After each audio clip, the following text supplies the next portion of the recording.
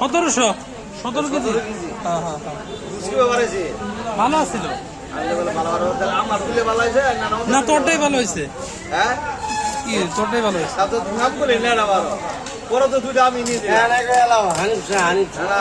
না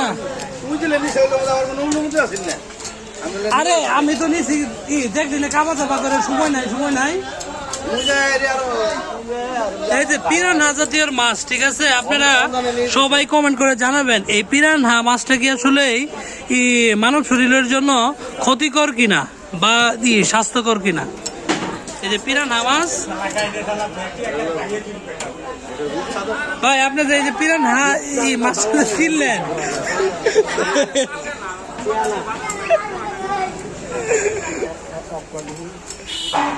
ভাই, এই পিরানহা মাছটা যে কাস্টমার কিনলো, এটা কি আসলে স্বাস্থ্যের জন্য ভালো কিনা বলেন? ক্ষতিকর। তাহলে বাজারে বিক্রি করেন কেন আপনারা? বাজারে বিক্রি করে আমরা তোরা পুলিশে ধরাই দিও তাহলে